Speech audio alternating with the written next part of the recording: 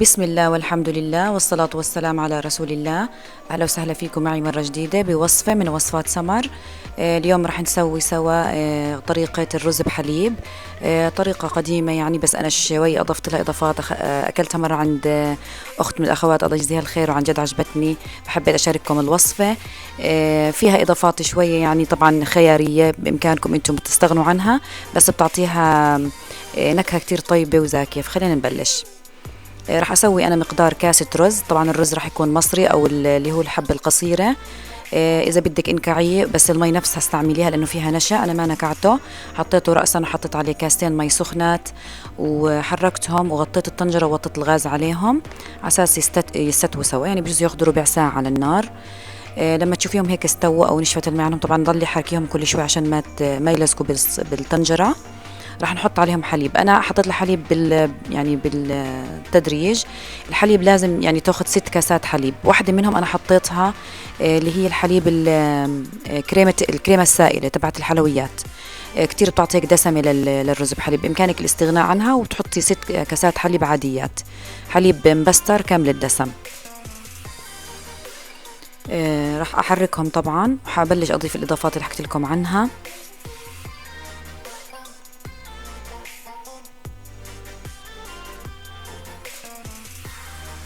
حطيت هون أنا ملعقة كبيرة نشا، برضو بتقدر تستغني عنها لأنه الرز فيه نشا وراح يجمد anyway، لأنه إحنا كمان ما نكعناه. بإمكانك تستغني عن هاي المعلقة.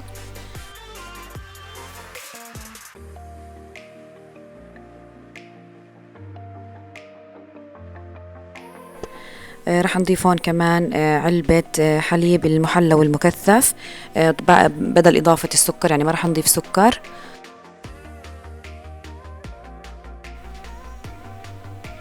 راح احط هون نكهة الفانيلا. حطيت ملعقة كبيرة فانيلا. بامكانكم طبعا تحطوا مستكة، بصراحة المستكة اذكى مع كل الحلويات اللي فيها حليب. بتطحنيها مع شوية سكر، تقريبا نص ملعقة صغيرة او ربع ملعقة صغيرة، بتطحنيها مع سكر وبتضيفيها على الطنجرة. وحطيت هون انا ملعقة كبيرة سمنة بلدية. بامكانك تحطي زبدة طبعا، او بتقدر تستغني طبعا عنها. بتعطي دسمة ونكهة زاكية للرز بحليب. طبعا اكيد بحرك. عندي لسه هون الحليب دافي، وطبعا الرز مش مستوي يعني بشكل جيد، لسه بده يعني وقت، فحيستوي مع الحليب. هون انا كمان اضفت علبة قشطة. بامكانك تضيفي العلبة كاملة او نصها، او علبة جيمر. وراح نحرك اكيد كل المواد مع بعض.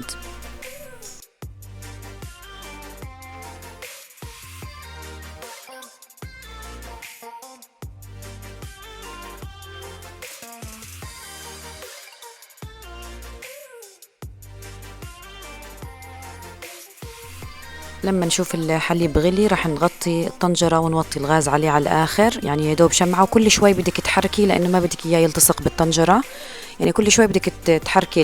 أنا هون ضفت الحليب، بدي أفرجيكم إني أنا كنت يعني أضيفه بالتدريج. بس زي ما حكيت لكم أسهل لكم حطوه مرة واحدة بالأول. أنا حبيت أعمله بالتدريج عشان أشوف كم كاسة حياخد معي. أنا دائما بعمل بالنظر بصراحة، بس عشان يعني أعطيكم المقدار صحيح. وطبعا بنسكبه ببايركس كبير او بصحون صغيره زي ما انتم بتحبوا.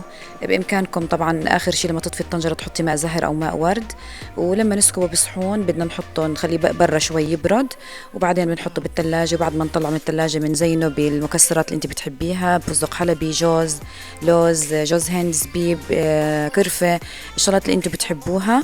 وبس هي هيك يعني ان شاء الله بتمنى تكون الطريقة عجبتكم، تجربوها، تحكوا لي رأيكم بالكومنتات. ولا تنسوا دعم الفيديو. صحتين وألف عافية، وأهلا وسهلا فيكم مرة تانية.